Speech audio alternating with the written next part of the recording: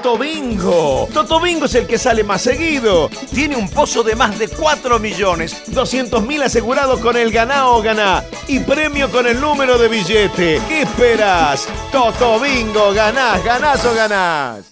Seguimos el Mundo Agro y en este caso nos vamos a asomar al gran congreso A Todo Trigo que se concretó en la ciudad de Mar del Plata. Allí, por supuesto, todo lo que tiene que ver con la técnica, la tecnología, los avances en cuanto a la producción de semillas, pero también la cuestión económica estuvieron expuestas en 2 días en donde este congreso organizado por la Asociación de Acopiadores de la República Argentina tuvo precisamente la problemática del trigo y todo lo que allí, por supuesto, está planteado. Vamos a ver una nota de las exposiciones realmente interesantes que han tenido que ver con la cuestión técnica A Todo Trigo, lo que hay que saber, por supuesto, en este congreso realizado en Mar del Plata. Cefar, concesionario oficial PLA, con toda su línea de pulverizadoras autopropulsadas y sembradoras, línea completa de repuestos, servicio permanente de mantenimiento. Cefar, tecnología para su campo, ruta 9, kilómetro 758, sin Zacate. Esto es lo que se discutió en el marco de ayer a la mañana. Estos aumentos de temperaturas medias, los cambios en las precipitaciones, cambios en las heladas, etc.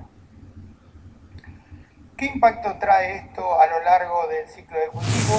Cada uno de estos cambios tienen impactos diferenciales a medida que ocurren a lo largo del ciclo de cultivo. Y me voy a concentrar en los cambios que tienen que ver con las temperaturas. Allí tienen algunos efectos que podrían tener los aumentos de las temperaturas en los distintos momentos de ocurrencia del ciclo y con los distintos componentes de rendimiento. Es altamente probable que estos aumentos de temperatura, como ya están ocurriendo, acorten el ciclo del cultivo, modifiquen, entonces uno deba modificar de alguna manera la fecha de siembra, pueden exponer al llenado de granos a temperaturas mayores, pueden alterar periodos particulares como el macollaje. Y esto es lo que puede ocurrir cuando uno tiene temperaturas mayores en las primeras etapas. En muchas zonas, en 2014, hemos tenido prácticamente 2 grados más que la media a lo largo del ciclo. Eso implicó que si esa temperatura se daba desde el inicio del cultivo, nuestro periodo de macollaje, al acortarse ese periodo, se reduzca y entonces voy a tener menos cantidad de macollos potenciales, que luego darán espigas, en ese periodo. ¿Cómo me afecta esto en el establecimiento de espigas? Dependerá de cómo sigan las condiciones luego de que se termine ese periodo de macollaje. Ustedes saben bien que el macollaje, tanto en trigo como en cebada, arranca entre 3 y 4 hojas, con la aparición del primer macollo, y termina con la elongación del primer nudo, donde allí prácticamente, en la generalidad, estoy hablando en generalidades, allí el número máximo de macollos se alcanza. Yo puedo producir más macollos produzca, más se van a morir. Hay una relación inversa entre la cantidad de macollos máxima que produzco y la supervivencia de esos macollos. Pero si la aparición de esos macollos y el número máximo se ve severamente afectado, puedo comprometer el establecimiento final de espigas. ¿Cuándo? Y especialmente cuando estoy muy limitado en ese periodo, siembras tardías, por ejemplo. Si esas mayores temperaturas se vienen dando luego que ya se inicia la etapa de elongación, entonces puedo acelerar la mortandad de macollos, porque voy a cortar ese periodo, se acelera la mortandad de macollos, y entonces puedo llegar a tener un menor número de macollos fértiles. A lo mejor no alteré el número máximo, pero puedo alterar la supervivencia. Pero también, y ahí voy a otro de los componentes claves, el número de macollos define el número de espigas, pero el número de flores define el número de granos. Si yo no tengo una adecuada supervivencia de las flores que produzco, ni trigo ni cebada tienen restricciones en el número máximo de flores. Digamos, en el caso de trigo es muy evidente, porque el trigo tiene muchísimas flores por espiguillas, muchas más de las que puede sostener. En el caso de la cebada es un poco más limitado porque cada espiguilla produce una flor, y punto. Entonces, si tengo más espiguillas, tengo más granos. Si tengo menos espiguillas, tengo menos granos. Las flores juegan un rol secundario en el caso de la cebada.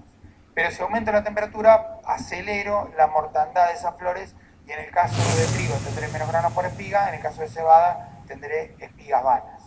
espiguillas vacas. Y esto lleva como consecuencia un menor número de granos y por ende menor rendimiento. Y si tengo un aumento de la temperatura durante el llenado de grano, voy a tener un aceleramiento de esa tasa de llenado que es menos que proporcional que el acortamiento que se produce en esa etapa y me quedan granos más chicos, puedo afectar el precio hectolítrico y altero la calidad comercial e industrial. Esto es temperatura media en general. Los golpes de calor, como explicamos ayer, en el periodo de llenado me afectan severamente el llenado porque lo que hacen es cambiar la proporción de agua que entra al grano contra la que sale. Se interrumpe el llenado y entonces podemos tener lo que llaman granos chuzos.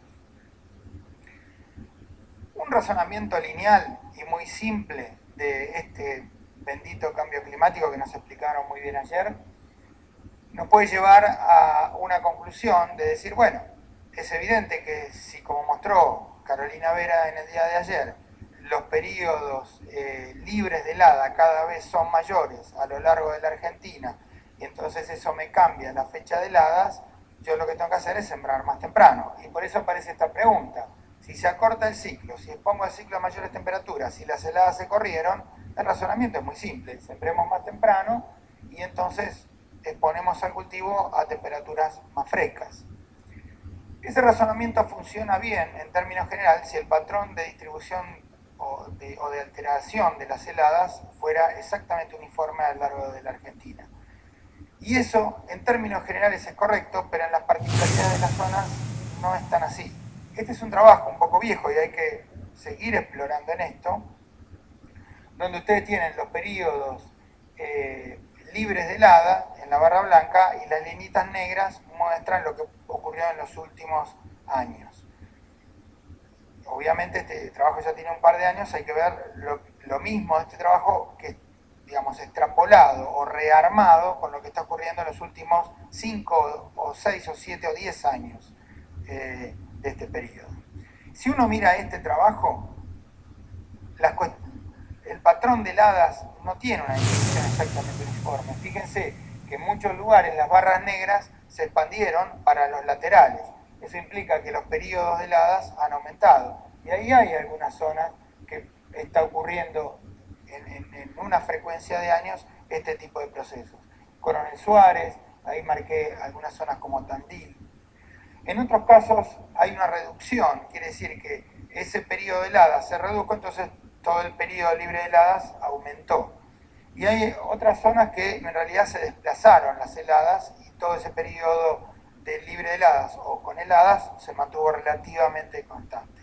Este es el tipo de análisis que creo que es interesante hacerlo, zona por zona, región por región. Eso, lo que está ahí en rojo, hemos detectado un triángulo que podríamos poner Tres Arroyos, Tandil, Coronel Suárez, donde se ve que las temperaturas mínimas, que normalmente están aumentando, en muchas de estas zonas o están estables o bajaron. Y eso hace que dispare este periodo de heladas diferencial con respecto a otras zonas. Desde hace ya 68 años, la Sociedad Rural de Jesús María viene acompañando la región con compromiso y buena predisposición, generando instancias por doquier. Su proyección es la vigencia en el norte cordobés.